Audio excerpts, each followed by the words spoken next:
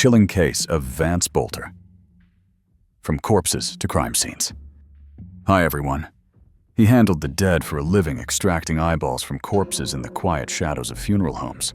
But what no one saw coming was that Vance Boelter, a 57-year-old mortuary technician, was allegedly planning something far darker than organ donation. In the dead of night, two respected Minnesota lawmakers and their spouses became targets of a horrifying attack. One couple killed, the other critically wounded, and at the center of it all, a man with notebooks full of names, a GPS tracker loaded with home addresses, and a car packed with assault weapons and body armor. What transformed this quiet, solitary funeral worker into a suspected political assassin? How long had he been plotting? And who else was on his list today? We're unraveling one of the most shocking and methodical attacks Minnesota has ever seen, the chilling story of Vance Boelter, and the night he turned death into murder. Dear friends, on the surface, Vance Boelter was just another quiet, middle-aged man going to work. At 57, he rented a room in a modest home in North Minneapolis, lived a low-profile life, and was known for his unusual line of work, extracting eyeballs from the deceased as part of an organ donation program. It was a task that required precision, steadiness, and, as he often told his roommates, absolute mental clarity. That's why he went to bed early, why he kept to himself, and why, for the most part, no one suspected that beneath this routine lay a ticking time bomb. On the evening of June 7, 2025, just hours before Minnesota would awaken to horror, Boelter was in bed.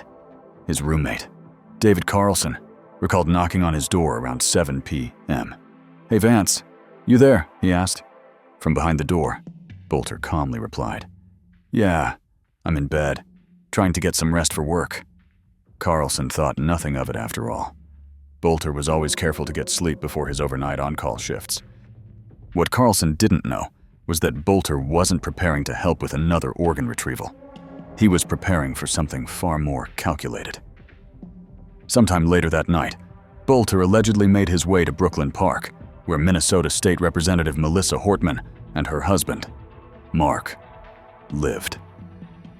The couple was well known in political circles, admired for their advocacy and dedication to public service. But in the early hours of Saturday morning, their home became a crime scene. Both were killed in a brutal attack that sent shockwaves across the state.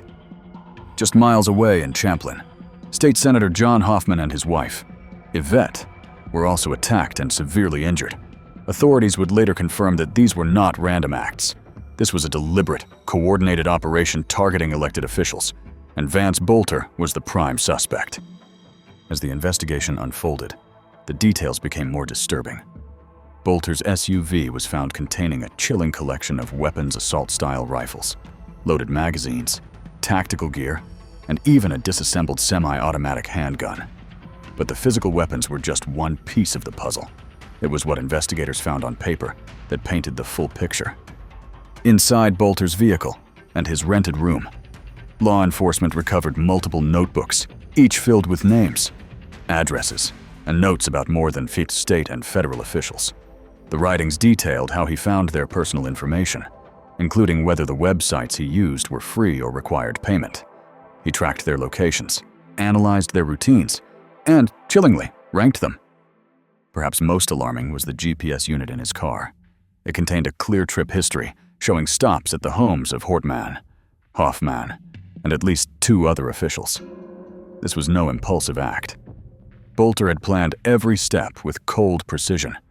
It was the work of someone who had been preparing, quietly and obsessively, for a very long time. But who was Vance Boelter? Really, friends and acquaintances painted a complex picture. He was a married father, though estranged from his family. He had once worked in food service and even managed a 7-Eleven. But in recent years, his life turned toward the morbid. He took courses in mortuary science in 2023 and 2024 at Des Moines Area Community College. No one could confirm whether he attended in person or remotely. Those records were protected. But what was clear is that he was deeply involved in the funeral industry. He worked between 2 funeral homes, often tasked with removing bodies from crime scenes and preparing them for transport. He had developed a reputation for being meticulous, reliable, and solitary. The work while dark gave him purpose.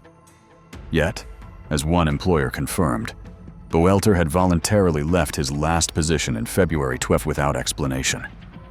What happened in the months between his resignation and the deadly attacks remains under investigation. But the evidence suggests that something shifted. Boelter's notebooks grew more detailed, his surveillance intensified, his purchases body armor, weapons, tactical gear indicated a man gearing up for something he believed was righteous, necessary, or inevitable. Law enforcement has yet to identify a specific political motive, but the targeting of elected officials raises obvious concerns. Was this fueled by personal vendettas, ideological extremism, or mental decline? So far, Boelter has not spoken publicly, and his legal team has offered no defense. One haunting detail uncovered in the search was a latex mask, a disguise resembling an elderly man discovered near Boelter's home. Investigators believe he may have intended to use it during his attacks, perhaps to avoid detection or to conceal his identity if captured on security cameras. Combined with the weapons and notebooks, it all pointed to a deeply premeditated plan. As this case has developed, former co-workers and neighbors have come forward. Some described him as polite, if distant. Others now recall unsettling comments, strange behaviors, moments that in hindsight feel ominous. But none imagined that the quiet man who spent his nights among the dead would become the focus of a statewide manhunt. The FBI and local authorities continue to comb through Boelter's devices, communications, and financial records, hoping to piece together the full scope of his intentions. Was this the beginning of something larger? Were there more targets? More weapons? More collaborators? One thing is certain. Boelter didn't just snap. He orchestrated. He planned. He prepared. And on that summer night, he carried out one of the most calculated and politically targeted acts Minnesota has seen in decades. The public's reaction has been one of disbelief and anger. Lawmakers have called for increased protections, improved surveillance, and deeper investigations into potential threats. The funerals for Repretomort Hortman and her husband drew thousands, with emotional eulogies and calls for unity. Senator Hoffman and his wife, though critically injured, have survived, and their recovery is being closely watched. Meanwhile, prosecutors are expected to pursue charges that include multiple counts of first-degree homicide, attempted homicide, and terrorism-related offenses. The trial, when it begins, will be watched across the nation not just for its legal implications, but for what it reveals about the growing danger faced by public officials, and the darkness that can grow undetected in someone's society thought they understood. Dear friends, the face of violence doesn't always look like what we expect. Sometimes, it looks like a man in scrubs, quietly extracting corneas from the lifeless, blending in, nodding politely, and going back to work. But beneath that quiet exterior, a storm may be building, and when it breaks, the cost is unimaginable. Vance Boelter lived among the dead, but no one imagined he'd bring death to the living. The quiet mortuary worker with notebooks full of names and a vehicle packed with weapons shattered the lives of 2 families and rattled an entire state. Behind every list, every GPS ping, and every eerie late-night drive was a mind quietly preparing for destruction. His story reminds us that violence doesn't always come screaming. Sometimes it arrives dressed in calm, in silence, in surgical gloves and funeral suits. As we reflect on this case, we're left with haunting questions. What drives someone from routine to rage? Could this have been prevented? And most chillingly, who else might be quietly planning in the shadows? Let us know your thoughts in the comments. And if you want more true crime stories that reveal the dark truths behind ordinary faces, don't forget to like, subscribe, and stay close.